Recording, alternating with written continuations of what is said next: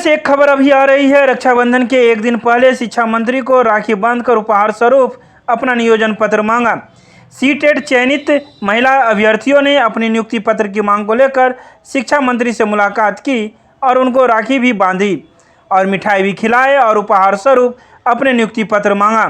शिक्षा मंत्री से मिलने के बाद उन्होंने मीडिया से बातचीत करते हुए बताया कि हमें यह उम्मीद है कि शिक्षा मंत्री ने राखी बंधवाने के बाद जो भी अपनी बहनों को आश्वासन दिया है वह झूठा साबित नहीं होगा, क्योंकि रक्षाबंधन पर भाई जो बहन को आश्वासन देता है वह कभी गलत नहीं होता है। ऐसे में हमें शिक्षा मंत्री से भी उम्मीद है, क्योंकि उन्होंने यह आश्वासन राखी बंधवाने के बाद दिया है।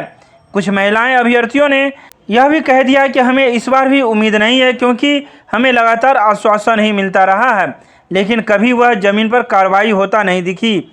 लेकिन राखी बंधवाने के बाद शिक्षा मंत्री झूठा आश्वासन नहीं देंगे और पूरा उम्मीद है कि हम लोग को नियोजन पत्र जल्द ही देंगे। शिक्षा मंत्री से आपने मुलाकात की है, रक्षाबंधन के मौके पर क्या आश्वासन मिला? आपने क्या क्या वहाँ गए तो क्या हुआ? शिक्षा मंत्री देखिए, हम गए वहाँ तो बहुत उम्मीद और आशा के साथ आज गए हुए थे, क्योंकि रक्षाबंधन का त्यौहार जो है बहुत उम्मीद और आशा का त्यौहार होता है। ये भाई बहन का पवित्र रिश्ता है और इस मौके पे कोई भी भाई अपने बहन से झूठा वादा नहीं करता है।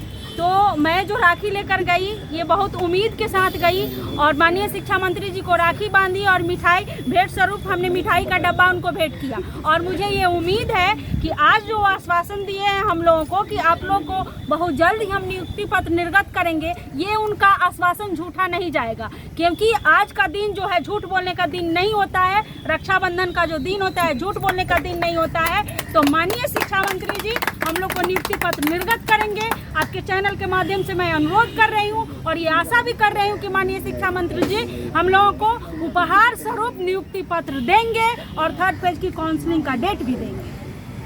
शिक्षा मंत्री से क्या आश्वासन मिला? रक्षाबंधन के एक दिन पहले आप लोग राखी लेके गई थी, इसका उद्देश्य क्या है? शिक्षा मंत्री को आप लोग किस तरीके से प्रदर्शन किए? हम लोग जो शिक्षा मंत्री जी से मिले, हम लोग का मेन उद्देश्य यही था कि हम लोगों को नियुक्ति पत्र दिया जाए और 3rd फेज की काउंसलिंग जल्द से जल्द उसका डेट रिलीज करवाया जाए, ताकि जो भी अभ्यर्थी जो भी भाई बहन अभी अचयनित हैं और वो बहुत डिप्रेस हैं उसको उनका भी चयन हो जाए। जैसा कि हम लोगों को बताया गया था कि 15 अगस्त के दिन ही हम लोगों को नियुक्ति पत्र दे दिया जाएगा और हम लोग 15 अगस्त में झंडा फहराने में, झंडोत्तोलन में शामिल होंगे। कितने साल से आश्वासन मिल रहा है? आश्वासन हम लोगों को 5 साल से मिल रहा है, लेकिन अभी तक नियुक्ति पत्र नहीं मिला है। कोविड में आप लोग तो मान के चलिए कि स्कूल बंद था, लेकिन अभी तो स्कूल खुल गया, फिर भी उसके बावजूद भी कई ऐसे स्कूल हैं जिसमें शिक्षक की कमी है। जी हाँ, बहुत सारे ऐसे स्कूल हैं जहाँ बच्चे हैं लेकिन शिक्षक नदारद हैं वहाँ।